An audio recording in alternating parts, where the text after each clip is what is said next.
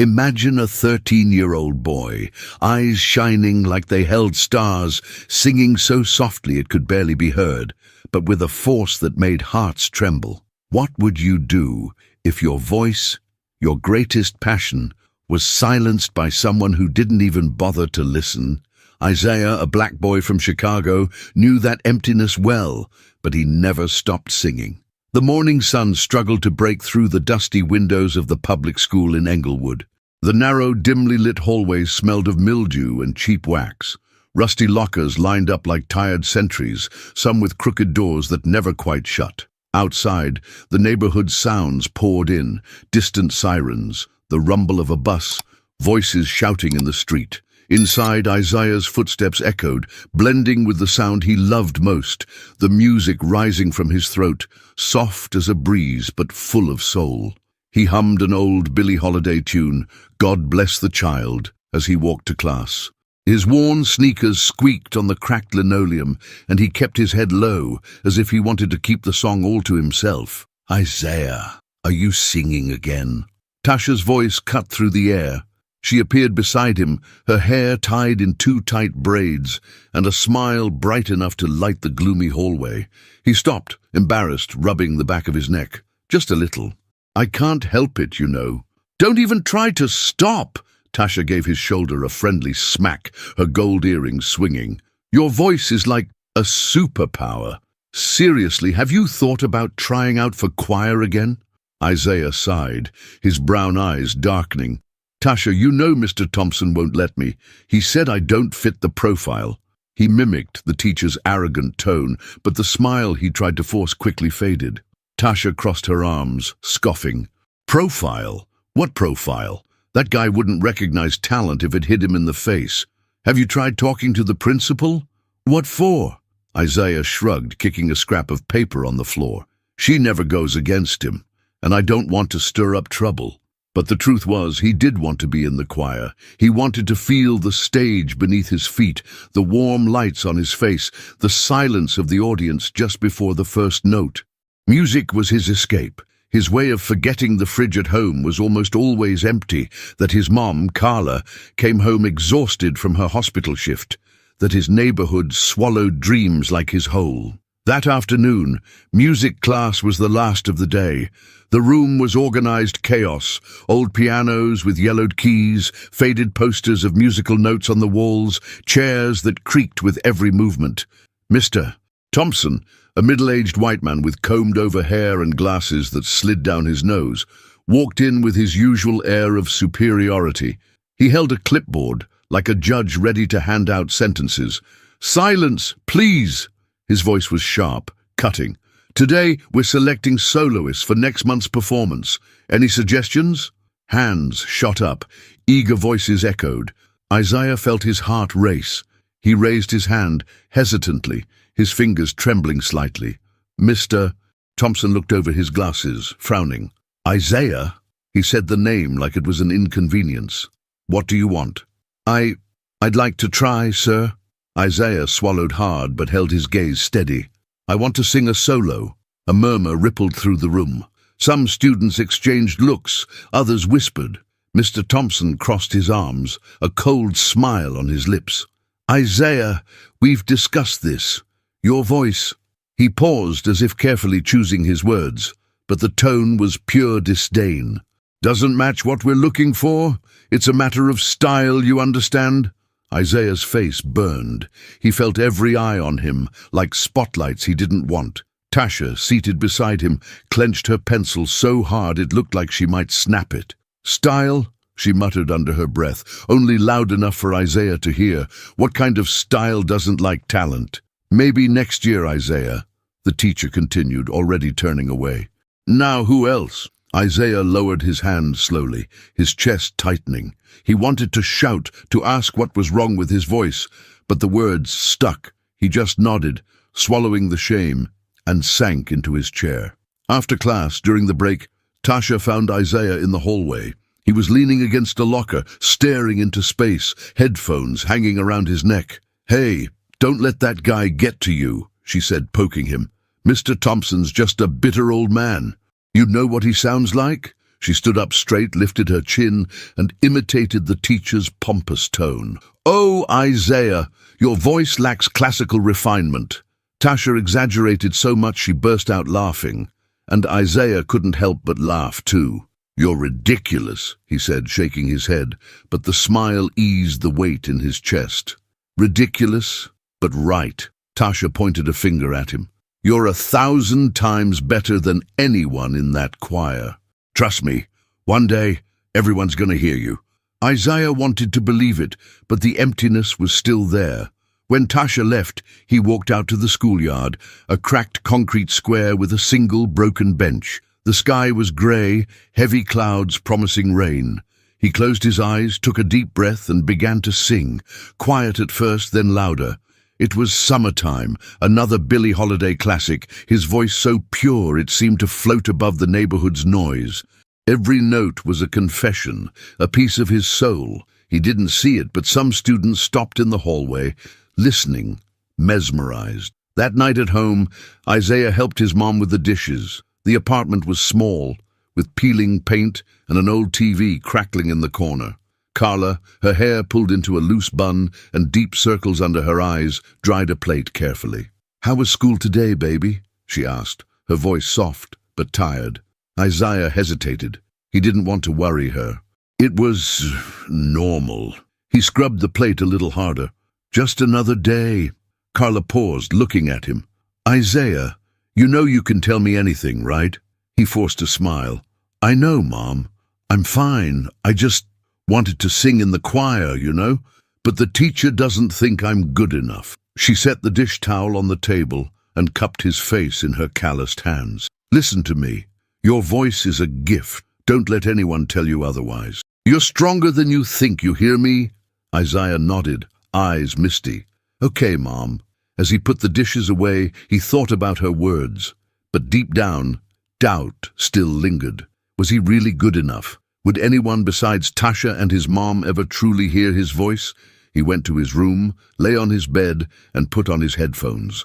Music filled his ears, and for a moment, the world outside went quiet. But life, as always, had other plans. Something was about to change, and Isaiah had no idea that his voice, so often ignored, had already started to echo beyond those dark hallways. Rain pounded against the school windows, as if the sky itself wanted to wash away the injustice hanging in the air. Isaiah felt the weight of every drop, as if they were falling straight onto his chest. How could someone be so cruel as to silence a voice without even listening to it? And what happens when, even in the dark, you find the strength to sing? The day at school started like any other, with lockers slamming and students' chatter echoing through dimly lit hallways. Isaiah walked toward music class, heart tight, but holding on to a sliver of hope. Maybe today Mr. Thompson would change his mind.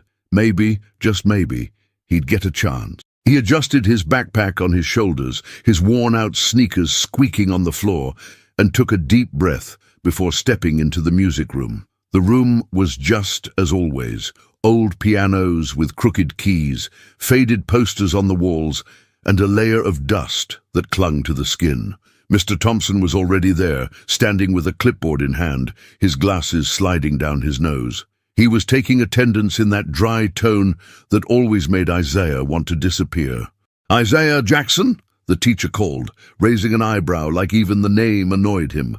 "Here," Isaiah answered, voice firm but low. He sat down next to Tasha, who gave him a look of quiet support. Class began with the choir rehearsing a new song, a pop tune Isaiah knew by heart. He listened, letting the notes dance in his head, imagining how his voice might fit in. When Mr. Thompson asked for volunteers for a solo part, Isaiah raised his hand, heart racing. It was the second time he'd tried, but hope still refused to die. "Sir, can I try?" he asked, keeping his eyes on the teacher. Mr. Thompson paused, lips pressed into a thin line. The room went quiet, and Isaiah felt every eye on him again. "Isaiah, we've talked about this," the teacher said sharply, like a dull knife cutting deep. "Your voice isn't right for this kind of music. It's too raw. Maybe you should try something less demanding." "Less demanding?" The words slipped out before Isaiah could stop them. He stood, fists clenched. "I know this song, sir. I practice every day. I just want a chance." A murmur swept through the room. Tasha's eyes widened, surprised by her friend's boldness. Mr. Thompson crossed his arms, his face turning red with anger. "Don't challenge me, boy," he said, pointing a finger. "You're being disrespectful. Maybe some time outside the classroom will remind you of your place. Go to the maintenance room. Now." Mr. Eddy could use help cleaning out the lockers. Isaiah froze. The air felt heavy, suffocating. He wanted to scream, to explain that he just wanted to sing, but the teacher's stare was like a wall. He grabbed his backpack, face burning with anger and shame, and left the room without a word. Behind him, he heard Tasha mutter something furious, but Mr. Thompson cut her off with a sharp "Silence!" The maintenance room was in the school's basement, a place that felt forgotten by time. Isaiah descended the creaky stairs, the sound of rain muffled by thick walls. The room was dark, lit by a single flickering fluorescent bulb. The smell of mildew and cleaning products stung his nose. Old boxes were stacked against the walls, some spilling yellowed papers. Rust-covered metal lockers stood like forgotten tombs. Mr. Eddy, the janitor, was there, sweeping the floor with a broom as old as he was. He was a black man in his 60s, with short grey hair and a smile that seemed to know more than it let on. He looked at Isaiah and shook his head. "What is it this time, kid?" he asked, leaning on the broom. "Thompson again?" Isaiah tossed his backpack in a corner, eyes glassy. "He said my voice is raw. Sent me down here just because I asked to sing." He kicked an empty box, which rolled across the floor with a hollow thud. "It's not fair, Mr. Eddy." The janitor sighed, scratching his patchy beard. "You know, when I was your age, I had a coach who didn't like me either. Said I'd never be any good at basketball, 'cause I was too clumsy." He chuckled, eyes sparkling with the memory. "So I practiced in secret at the neighborhood court. One day I scored 20 points in a game against his team. The look on his face, like he'd just bitten a lemon." Isaiah gave a half smile, despite everything. "Really? What happened after that?" "Not much," Eddy shrugged. "But I learned something. Sometimes the best way to prove yourself is to show who you are. Not with words, but with action. You sing, don't you? Then sing, kid. Sing until that Thompson guy chokes on his own words." Isaiah looked down, the janitor's words echoing in his mind. He picked up a rag and started wiping down the lockers, though the anger still simmered. Each swipe was like he was trying to scrub away the teacher's voice, the scorn, the unfairness. He didn't understand why Mr. Thompson seemed to hate him so much. Was it just his voice, or was it something more, something Isaiah had seen before in the way certain people looked at him in stores, on sidewalks, in his own neighborhood? Without realizing it, he started to sing.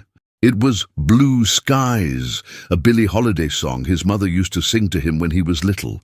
His voice came out low at first, barely more than a whisper, but then it grew, filling the damp room with a melody that seemed to push back against the mildew and darkness. He closed his eyes, letting the music take over, each note carrying pain, anger, but also hope. He didn't see it, but the sound drifted through the slightly open door, rising up the stairs, echoing down the school's empty halls. Mr. Eddy stopped sweeping, leaning on his broom, listening with a quiet smile. "That boy," he muttered to himself, shaking his head. "That's more than talent. That's soul." Isaiah kept singing, unaware of the world around him. He didn't know that his voice, so dismissed and overlooked, was already reaching beyond those basement walls. He didn't know that out there, in the rain, someone was walking down the hallway, drawn in by the sound. Someone who might change everything. When he finished the song, Isaiah opened his eyes, his heart lighter but still heavy with questions. He looked at Mr. Eddy, who clapped slowly. "If I were Thompson, I'd be ashamed of myself right about now," the janitor said, laughing. "Keep going, kid. The world's going to hear you, whether that teacher likes it or not." Isaiah smiled shyly and went back to cleaning, but deep down, a spark of hope had been lit. He didn't know how or when, but something inside him whispered that his voice wouldn't stay trapped in that basement forever. Life, somehow, would find a way. The rain fell mercilessly, drumming against the school windows as if it were trying to force its way in. The building, nearly empty that grey afternoon, seemed to hold its breath, suspended in a silence that only Isaiah's voice dared to break. What happens when a hidden talent echoes in the right place at the right time? And what if, by chance, someone with the power to change everything was listening? The school's main hallway was deserted, except for the muffled sound of rain and the occasional creak of an unlatched door. The fluorescent lights flickered, casting dancing shadows on the peeling walls. In the basement, Isaiah was wiping down lockers in the maintenance room, an old rag sliding over the rusted metal. He sang softly, almost instinctively, "My Man" by Billie Holiday, his voice smooth and full of soul, filling the damp space. Each note was a release, a way to forget the unfair punishment from Mr. Thompson, the weight of rejection, the emptiness that sometimes felt bigger than himself. Meanwhile, upstairs, Mateo Villalobos walked briskly down the hallway, his wet coat dripping onto the linoleum. He was a man in his early 50s, with wavy brown hair streaked with grey, dark eyes that always seemed to be searching for something, and a graceful yet unpretentious demeanour. A Venezuelan maestro, known for his concerts in Caracas and New York, he had come to the school for a lecture on classical music, part of a community outreach program. But upon arrival, he learned the lecture had been cancelled due to the rain. The secretary, Mrs. Rivera, a middle-aged woman with large glasses and tightly pinned hair, explained everything in an apologetic tone. "I'm very sorry, Maestro Villalobos," she said, shuffling through papers at the front desk. "The rain kept most people away. The administration thought it best to reschedule, but if you'd like, I could give you a tour of the school. It's nothing fancy, but—" Mateo smiled, a curious sparkle in his eye. "Don't worry, Mrs. Rivera. I might take a little walk. I like discovering new places." He adjusted his scarf, his voice carrying a light Venezuelan accent that sounded almost musical. As he walked, he heard something, a distant sound, unmistakable, drifting through the hallway like a warm breeze amid the coldness of the building. A voice, young, raw, but filled with emotion, that made Mateo stop mid-step. He tilted his head, trying to pinpoint its origin. The music seemed to be coming from deep down the corridor, perhaps from below, as if the building itself were singing. "Who's singing?" he asked Mrs. Rivera, who was following behind with a puzzled expression. "Singing?" She furrowed her brow, adjusting her glasses. "There's no music class right now. Maybe it's a radio?" "That's not a radio," Mateo said, already moving toward the sound. "It's a voice." And what a voice!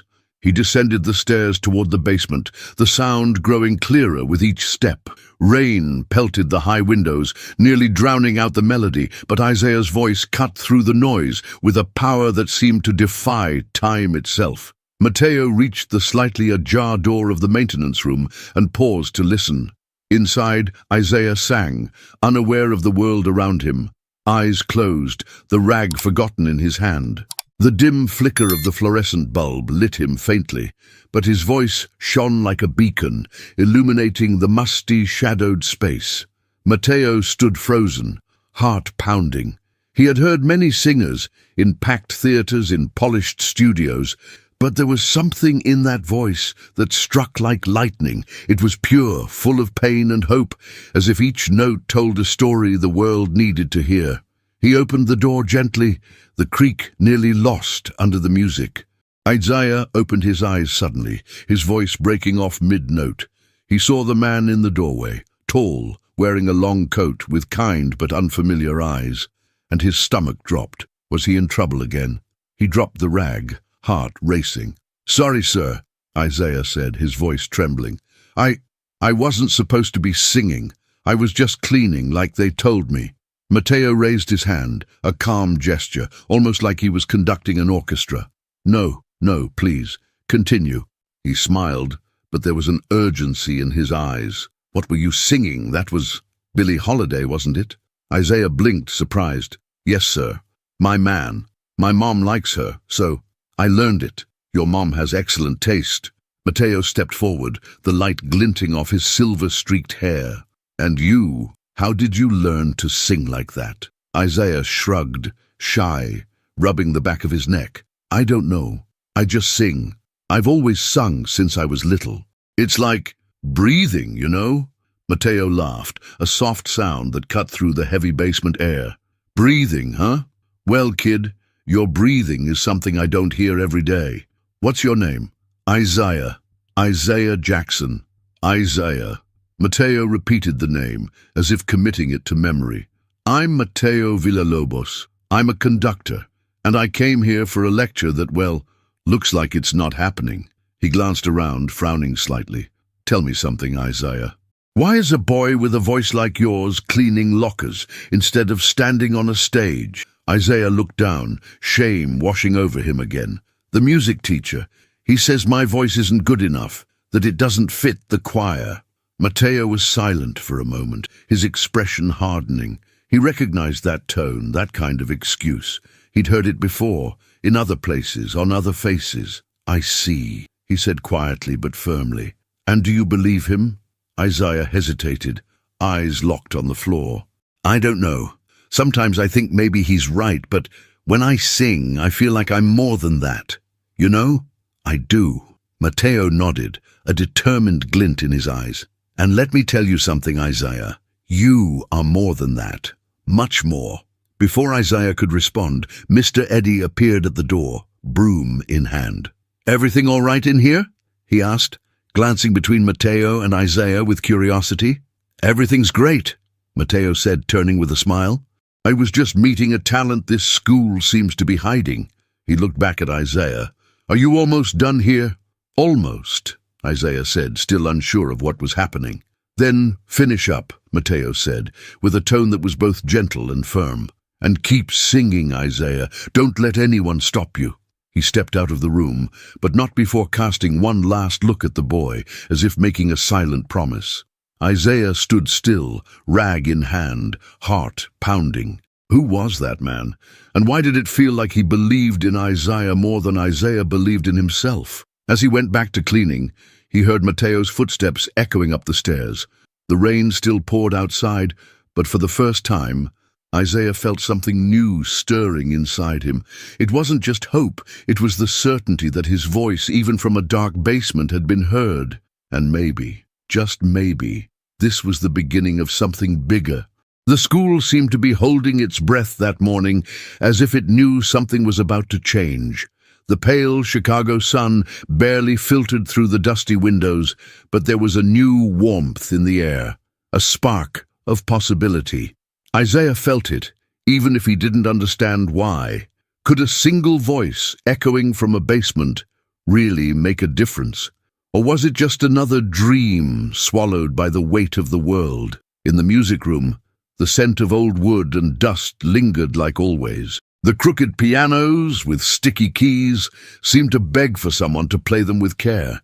Faded posters of musical notes and famous composers hung on the walls, some torn at the edges like time had given up on them.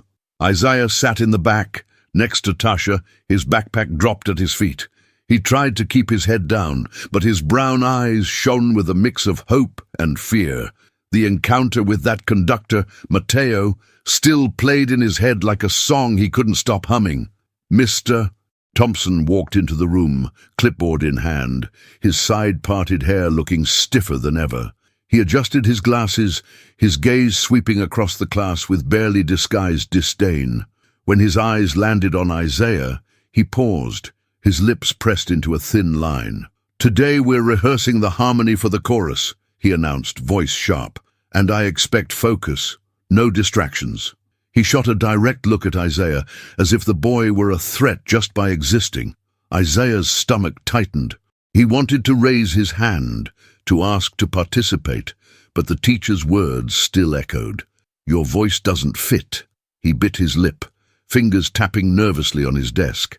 Tasha leaned over and whispered, he looks like he swallowed a bee. She exaggerated Mr. Thompson's serious expression, furrowing her brow, and Isaiah had to stifle a laugh. "Stop it, Tasha," he whispered back, a small smile tugging at the corner of his mouth. "You're going to get me in trouble." "Trouble?" She raised an eyebrow, her braids swinging. "Mr. Bald and Bitter already hates you. What's the difference?" Isaiah chuckled quietly, but the sound died the moment Mr. Thompson slammed the clipboard onto his desk. "Isaiah!" The teacher's voice thundered across the room. "If you have nothing useful to contribute, at least stay silent. Or do you want to go back to the basement?" The room fell silent. The other students lowered their eyes, some shifting uncomfortably in their seats. Isaiah felt his face burn, anger rising like a wave. He wanted to respond, to yell that it wasn't fair, but he swallowed the words. Instead, he just nodded, eyes fixed on his desk. "This is ridiculous," Tasha muttered, fists clenched. "He's targeting you, Isaiah. Aren't you going to do something?" "Like what?" he replied, voice barely audible. "He's the teacher. No one's going to listen to me." "Someone will," Tasha said, with a certainty Isaiah wished he had. "You'll see." Meanwhile, across the school, Mateo Villalobos walked the halls with a clear purpose. He hadn't been able to get Isaiah's voice out of his head since the day before. It was as if that raw, soulful melody had ignited something inside him. He needed to know more about the boy, the school, and why a talent like that was hidden away in a basement. In the teacher's lounge, a cramped space with mismatched chairs and a coffee machine that smelled burnt, Mateo found Mrs. Rivera and two other teachers, Miss Carter, a young math teacher, and Mr. Gordon, a tired-looking history teacher in his 40s. "Good morning," Mateo said politely but directly. "I'm trying to understand how the music program works here. Yesterday I heard a student singing a boy named Isaiah. He's not in the choir. Why?" Mrs. Rivera hesitated, shuffling papers on the table. "Isaiah? He's a good kid, but Mr. Thompson runs the choir. Maybe he doesn't think Isaiah fits." "Doesn't fit?" Mateo raised an eyebrow, voice calm but firm. "I heard his voice. It's extraordinary. That's not something you overlook." Miss Carter exchanged a glance with Mr. Gordon, who scratched his short beard, clearly uneasy. "Well, Mr. Thompson has specific standards," she said carefully. "He prefers a more classical style, let's say." "Classical?" Mateo crossed his arms, his tone sharpening. "Or is it that he just doesn't give certain students a chance? I know talent when I hear it, and that boy has something special. Why is he being left out?" Mr. Gordon sighed, looking out the window where the rain still fell. "Look, Maestro Villalobos, it's not just Isaiah. Thompson has turned away other kids too. Maria from 9th grade, she plays the violin like nobody's business, but he said she lacked discipline. And Jamal, who tried out last year, same story." Mateo's frown deepened, the information sparking indignation. "That's a pattern, and no one questions it?" "The administration trusts Thompson," Mrs. Rivera said in almost a whisper. "He has experience, you know, and nobody wants to make waves." "I didn't come here to avoid waves," Mateo said, his voice steady but resolute. "I came to give a voice to those who deserve to be heard, and that boy deserves it. I'm going to speak with the administration." That afternoon, Isaiah walked home with Tasha, the neighborhood streets wet from the rain that had finally eased. The air was cold, and he pulled up the hood of his sweatshirt, hands stuffed in his pockets. Tasha chatted beside him, trying to lift his spirits. "You know what we should do," she said, hopping over a puddle. "Record you singing and post it online. Let the whole world see how wrong Mr. Bald and Bitter is." Isaiah laughed, shaking his head. "You never quit, do you? And stop calling him that. Someone might hear." "Let them," Tasha shrugged, grinning. "I'm serious, Isaiah. You're too good to stay hidden." He stopped, looking down at the ground. "What if I'm not? What if Thompson's right? Maybe my voice isn't that good." Tasha put her hands on her hips, her expression serious. "Isaiah Jackson, listen to me. I've heard you sing. My grandma's heard you sing, and she said you sound like an angel. Even Mr. Eddie, who only likes old-school jazz, stands still when you sing. Thompson's the one who's wrong, not you." Isaiah smiled, but the doubt still lingered. He wanted to believe Tasha, his mom, the conductor who had appeared out of nowhere, but the fear of being rejected again was like a shadow that wouldn't go away. Meanwhile, Mateo sat in the principal's office, across from Mrs. Davis, a woman with greying hair and thick-framed glasses who seemed more concerned with paperwork than the conversation.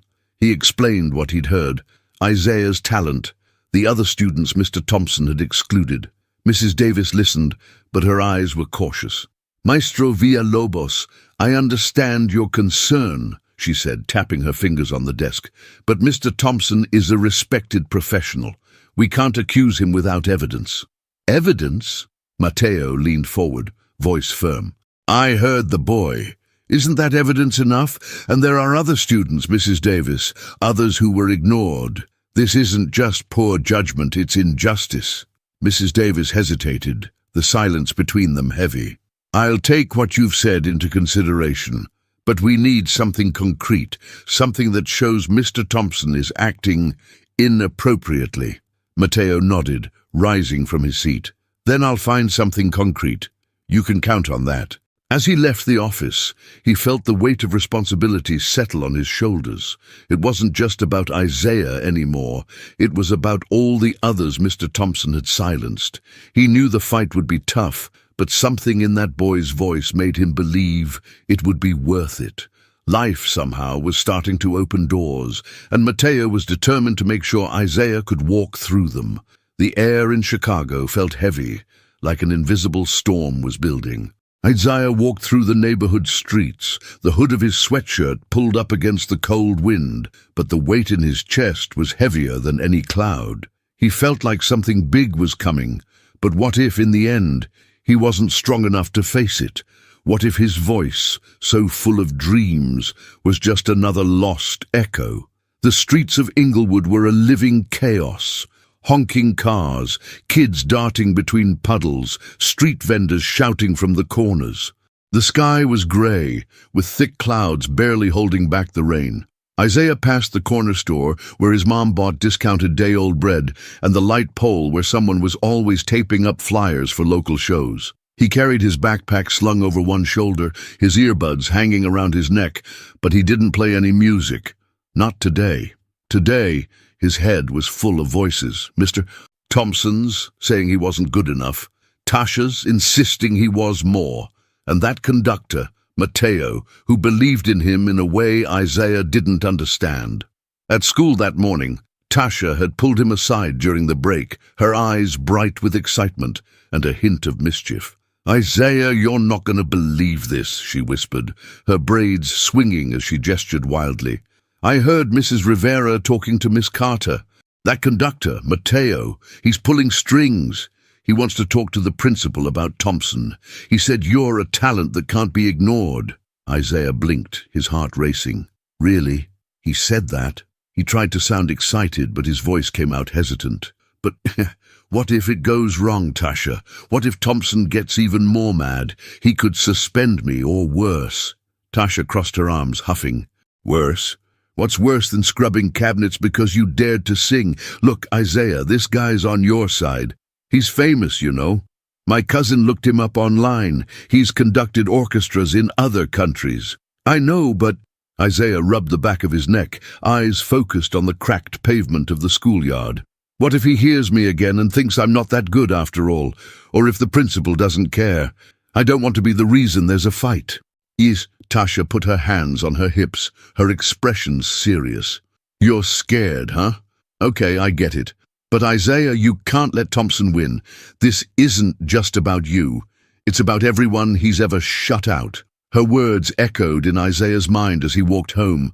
The neighborhood felt louder than usual, like it was shouting answers he didn't have. He reached his apartment building, a worn brick structure with creaky stairs and an elevator that never worked. The apartment was small, with peeling walls and a kitchen table that wobbled on a broken leg. His mom, Carla, stood at the sink washing dishes, still in her wrinkled nurse uniform from a long hospital shift. "Hey, baby," she said without turning around, her voice tired but warm. "How was school?" Isaiah dropped his backpack in the corner and sat in the shaky chair. "It was weird." He hesitated, tracing a crack in the table with his finger. Mom, remember that conductor I told you about? He's trying to talk to the principal about Mr. Thompson, about how he won't let me sing. Carla paused, dish towel in hand, and turned to face him. Her brown eyes, so much like Isaiah's, lit up with curiosity. Really? And what do you think about that? I don't know. He looked down, voice trembling. I'm scared, Mom. What if it all goes wrong? What if Thompson ends up hating me more?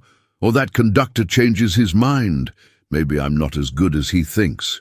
Carla set the towel down and sat beside him, taking his hands in hers. Her hands were calloused, worn from years of work, but her touch was gentle. Isaiah, listen to me. When I was your age, I was scared too. Scared I wasn't good enough to become a nurse. Scared I couldn't raise you alone. But you know what I learned. Fear only wins if you let it. Your voice is your strength, baby. Not Thompson, not the school, not anyone else decides what it's worth. You do. Isaiah swallowed hard, his eyes glossy. But what if I'm not strong enough? You are. She squeezed his hands, her voice steady. You're stronger than you think, and that conductor, he saw something in you. Don't throw that away because of fear. He nodded slowly, though doubt still lingered. He wanted to believe his mom and Tasha and Mateo. But fear was like a shadow, always there, whispering that he'd never be accepted. Meanwhile, at school, Mateo was back in the principal's office, facing Mrs. Davis. The room was small, with outdated furniture and a window overlooking the empty courtyard. The rain had returned, light but steady, tapping against the glass like a reminder that time was moving. Maestro Villalobos, I understand your concern, Mrs. Davis said, adjusting her glasses. But accusing Mr. Thompson of discrimination is serious. We need concrete evidence. Evidence? Mateo leaned forward, his voice calm but full of conviction. I've spoken with other teachers. Mr. Thompson has a history of excluding students, especially those who don't fit his profile. Maria Alvarez, Jamal Carter, and now Isaiah. This isn't coincidence, Mrs. Davis. She frowned, drumming her fingers on the desk. Those are serious claims. Mr. Thompson has years of experience. I can't just... It's not about experience, Mateo interrupted, his Venezuelan accent deepening with emotion. It's about justice. Isaiah has a rare gift. I heard it, and he's being silenced because of bias. Are you really going to let that continue? Mrs. Davis hesitated, the silence between them thick. I'll investigate, but we need something more. Solid. Something that shows the boy's talent and proves Mr. Thompson is acting in bad faith. Mateo nodded, rising. Then I'll give you something solid. That afternoon, he found Mr. Eddy in the hallway, sweeping the floor with the same worn broom. The janitor looked up, a knowing grin on his face. Maestro, you look like you're cooking up a revolution, Eddy said, leaning on the broom. Mateo chuckled, but his eyes were serious. Maybe I am. Mr. Eddy, you've heard Isaiah sing. He's special, isn't he? Special? Eddy shook his head, laughing. That boy sings like he's got an orchestra in his throat. I fought the system back in my day, you know. Had a boss once who wouldn't give me extra hours because he thought I didn't need them. He laughed again, eyes gleaming. So I started showing up early, doing everything perfectly. He had to eat his pride. You're doing the same thing for Isaiah, right? Exactly, Mateo said firmly. But I need proof, something that shows what he's capable of. That's when Tasha came running down the hallway, phone in hand. Maestro, she called, breathless. I know I shouldn't eavesdrop, but look at this. She held up her phone, showing a shaky video of Isaiah singing Blue Skies in the schoolyard, his voice clear and strong, even with the city noise around him. Mateo watched, eyes wide. This is perfect. Who filmed this? Me. Tasha beamed with pride. I knew it'd come in handy. I can send it to you. Please, Mateo said, heart pounding. This is more than proof. It's Isaiah's voice speaking for itself. As Tasha sent the video, Isaiah lay on his bed at home, staring at the cracked ceiling. He put on his headphones, but didn't play any music. Instead, he thought about his mom's words, about Tasha, about Mateo. The fear was still there, but something new was growing too, a quiet courage, like a note he hadn't learned to sing yet. He closed his eyes, imagining a stage, a crowd, a chance. Maybe life was finally about to give him what he always dreamed of, but first, he'd have to face the storm. The principal's office felt far too small to contain the storm that was about to explode. The cold fluorescent lights reflected off the worn-out furniture, the scuffed wooden chairs, and the scratched-up desk, like time itself had left the marks of past battles. Outside, the Chicago sky was grey, but inside that room the air was thick with something greater, a truth that could no longer be silenced. Isaiah's heart beat like a drum, but did he have the courage to raise his voice against someone who had always made him feel small? And what happens when justice finally finds its stage? Mateo Villalobos stood tall, his coat folded over one arm, his gaze steady like a conductor facing a discordant orchestra. He faced Principal Davis, who tapped her fingers on the desk, her thick-rimmed glasses slipping down her nose. Beside her sat Mr. Thompson, arms crossed, his face red with irritation. His clipboard, his eternal companion, rested on the desk like a shield he didn't yet realize was useless. Also in the room were Miss Carter, the math teacher, and Mr. Gordon, the history teacher, both tense as if they knew they were witnessing something historic. "Principal Davis, thank you for organizing this meeting," Mateo began, his voice calm but laced with authority. His Venezuelan accent gave his words a rhythmic quality, almost musical, yet there was a firmness that commanded attention. "I didn't come here to make baseless accusations. I came because I heard something I couldn't ignore, the voice of a student named Isaiah Jackson, a rare talent who's being silenced for reasons that have nothing to do with music." Mr. Thompson scoffed, adjusting his glasses. "This is ridiculous. I'm the music teacher. I know what's best for the choir. The boy simply doesn't have the right profile. His voice is unsuitable." "Unsuitable?" Mateo raised an eyebrow, leaning forward. "Please explain."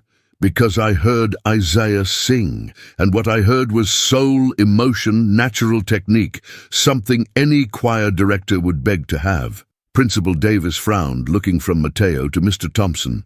"Maestro Villalobos, Mr. Thompson has the autonomy to select choir members. Perhaps it's simply a matter of musical style." "Style?" Mateo laughed dryly, without humor. "This isn't about style. It's a pattern. I've spoken with other teachers. Maria Alvarez, who plays violin, Jamal Carter, who auditioned for the choir last year, both dismissed by Mr. Thompson with vague excuses. And now Isaiah. They all have something in common, Principal Davis, and you know what it is." The silence in the room was so heavy it seemed to suck the air out of it. Miss Carter shifted uncomfortably in her seat, while Mr. Gordon coughed and looked away. Mr. Thompson opened his mouth, but hesitated, his face now pale. "That's a serious accusation, Maestro," he said, his voice trembling as he tried to maintain arrogance. "Are you suggesting I'm prejudiced? I choose based on talent, not other factors." "Then prove it," Mateo said, pulling his phone from his pocket. "Let Isaiah's voice speak for itself." He tapped the screen, and the sound of blue skies filled the room. Isaiah's voice, recorded by Tasha in the schoolyard, was clear, powerful, overflowing with emotion that seemed to cut through the walls. Every note was a cry of resistance, a reminder of all he carried inside. Principal Davis's eyes widened as she leaned forward. Miss Carter covered her mouth in shock. Even Mr. Gordon, usually reserved, straightened in his chair and listened intently. Mr. Thompson, however, sat stiffly, fingers clenching his clipboard so tightly his knuckles turned white. "That's Isaiah Jackson," Mateo said as the recording ended. "A boy you made clean storage closets instead of letting him sing. And he's not the only one. I've heard from other students who were ignored, humiliated, pushed aside. Maria said you called her violin noisy. Jamal said you laughed when he tried to sing. This isn't about talent, Mr. Thompson. It's about bias." "That's a lie!" Mr. Thompson stood, his voice loud and nearly desperate. I just maintain a high standard. That boy, he doesn't follow instructions. He has no discipline." "Discipline?" Mateo's voice cut like a blade. Or is it that he doesn't fit your idea of what a singer should be, because he's black, because he's from Englewood? Tell us, Mr. Thompson, what's the real reason?" The room fell silent again, but this time it was a different kind of silence, a silence that demanded answers. Principal Davis looked at Mr. Thompson, her eyes narrow. "Mr. Thompson, what do you have to say?" Before he could answer, the door opened and Isaiah walked in, summoned by Mrs. Rivera. He stood in the center of the room, his faded blue hoodie looking too small for the weight of the moment. His brown eyes scanned the room, stopping on Mr. Thompson, who seemed to shrink under his gaze. Isaiah's heart pounded in his throat. His hands trembled, but something inside him refused to back down. "Isaiah," Mateo said gently yet firmly, "would you like to tell Principal Davis why you think you weren't chosen for the choir?" The boy swallowed hard, eyes on the floor for a moment. He thought of his mom, the nights singing with her in the kitchen, Tasha's words, the courage Mr. Eddie told him to have. Then he lifted his head and looked directly at Mr. Thompson. "Sir, I just wanted to sing," he said, his voice clear despite the tremor. "I practice every day, I know all the choir songs, but you never listened to me. You said my voice didn't fit, that it was raw, that I wasn't good enough, but I know I am. And I think you didn't want me in the choir because you don't like me, because of who I am." The room was so quiet you could hear the rain tapping against the window. Mr. Thompson opened his mouth, but the words wouldn't come.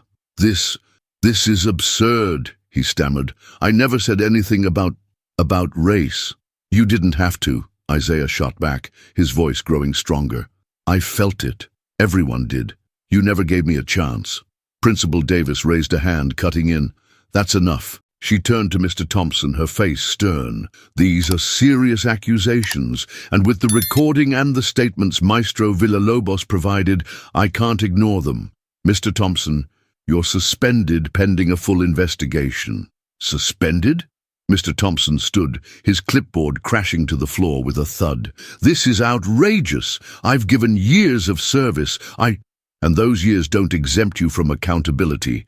Principal Davis cut in, her voice firm. "Please leave the room." "Mr." Thompson hesitated, his face red with rage and humiliation, but eventually walked out, slamming the door behind him.